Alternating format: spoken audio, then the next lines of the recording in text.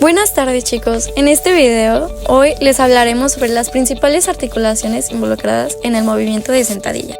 Sus principales articulaciones involucradas son coxofemoral, femorotibial, femororotuliana, subastragalina y tibiotarsiana. Una de las principales articulaciones involucradas en el movimiento de la sentadilla es la coxofemoral, la cual está involucrada por ligamentos principales, movimientos biomecánicos, artrocinemática, planos y ejes, tipo de palanca, flexión y extensión. Los ligamentos principales de la articulación coxofemoral son ligamento iliofemoral, ligamento isquiofemoral y ligamento pubofemoral. Sus movimientos biomecánicos son flexión y extensión. Su artrocinemática en flexión es deslizamiento posterior, rotación externa y rodamiento inferior. En extensión es deslizamiento anterior, rotación interna y rodamiento superior. Sus planes y ejes son plano sagital y eje transversal. Su tipo de palanca es tercera clase. En flexión, su eje es articulación coxofemoral, mientras que su brazo de palanca interno es inserción en trocante menor. Su fuerza interna es en vasto medial y recto femoral, mientras que su brazo de palanca externo es fémur y su fuerza externa es fuerza de gravedad. En extensión, su eje es articulación coxofemoral, mientras que su brazo de palanca es interno, la cual es inserción en línea áspera en fémur. Su fuerza interna es glúteo mayor e isquiotibiales. Su fuerza de palanca externo es fémur y su fuerza externa es fuerza de gravedad. Ahora hablaremos sobre la articulación femorotibial, conformada por el fémur y la tibia, formando así la rodilla. Sus cuatro principales ligamentos son el ligamento cruzado anterior, el ligamento cruzado posterior, el ligamento colateral medial y el ligamento colateral lateral. Los movimientos biomecánicos que permiten en la sentadilla son la flexión y extensión. Artrocinemáticamente el fémur actúa sobre la tibia. En la flexión se lleva a cabo un deslizamiento anterior, un rodamiento hacia posterior y una rotación externa. En la extensión es un deslizamiento posterior, un rodamiento hacia anterior y una rotación interna. Se llevan a cabo en un plano sagital y en un eje transversal. Las palancas y fuerzas durante la flexión. El eje es la articulación femorotibial. El brazo de palanca interno es la distancia entre articulación y línea del peso del cuerpo. La fuerza interna son los isquiotibiales. El brazo de palanca externo es la distancia entre el eje y la línea de acción del peso del cuerpo. La fuerza externa es la fuerza de gravedad, o sea, el peso corporal. En la extensión, el eje es la articulación femorotibial. El brazo de palanca interno es la distancia de la articulación al tendón cuadricipital. La fuerza interna son los gastrocnemios. El brazo de palanca externo es el fémur y la fuerza externa es el peso corporal, siendo la fuerza de gravedad. Articulación femorrotuliana. Ligamentos principales, ligamento rotuliano y el retináculo rotuliano medial y lateral. Movimientos biomecánicos, flexión y extensión. Artrocinemáticas, flexión, deslizamiento inferior de la rótula, extensión, deslizamiento superior de la rótula. Planos y ejes, en este caso está el plano sagital y el eje transversal. Palancas y fuerzas, tipo tercera clase, flexión. El eje será la articulación femorrotuliana. El brazo de palanca interno será la distancia entre la rótula y la tuberosidad tibial. Fuerza interna, cuádriceps. Brazo de palanca externo, distancia entre la cadera y el tobillo.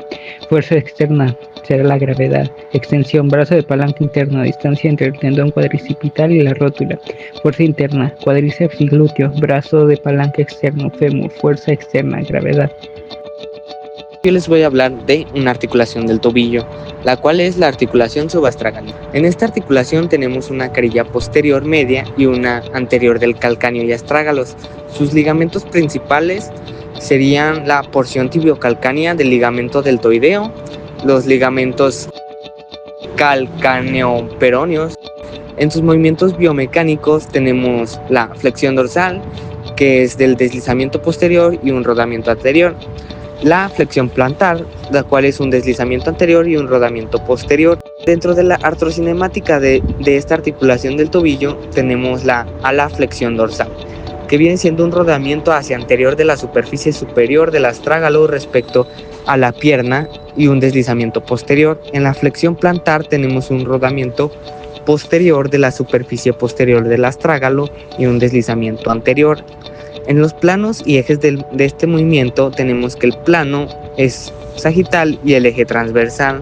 Dentro de sus palancas y fuerzas involucradas tenemos que su palanca es de primer clase. En la flexión tenemos que se involucra el eje de la articulación subastragalina. El brazo de palanca interno es la inserción tendinosa del tarso. En la fuerza interna el tibial anterior. En el brazo de palanca externo es la distancia entre el talón y el tarso. Su fuerza externa es la gravedad a través de la tibia. En extensión tenemos que el brazo de palanca interno es el tendón de Aquiles, su fuerza interna, los gastronemios. Su brazo de palanca externo sería la distancia entre el talón y el tarso y su fuerza externa sería la reacción del suelo cuando la sentadilla asciende. Articulación tibiotarsiana. Está compuesta por la porción distal de la tibia, el peroné y la parte superior del astrágalo. La conforman también 3 ligamentos principales, que es el ligamento deltoideo, que se divide en 3 porciones: porción tibiotarsiana, porción tibionavicular y porción tibiocalcánea. El ligamento calcáneo-peroneo y el ligamento peroneo-astragalino anterior y posterior. Llevan a cabo 2 movimientos biomecánicos durante la sentadilla, que es la flexión dorsal y la flexión plantar. La artrocinemática de estos movimientos biomecánicos es la siguiente. En la flexión dorsal se lleva a cabo un deslizamiento posterior y un rodamiento anterior. En la flexión plantar se lleva a cabo un deslizamiento anterior y un rodamiento posterior. Estos 2 movimientos biomecánicos se realizan también en un plano y un eje, que es el plano sagital y el eje transversal. Las palancas y fuerzas de esta articulación son de la siguiente manera. El tipo de palanca de esta articulación es de primer clase, en la que se realiza una flexión dorsal. El eje son los malleolos tibiales. El brazo de palanca interno es la inserción en el tarso. La fuerza interna la realizan los gastrocnemios principalmente.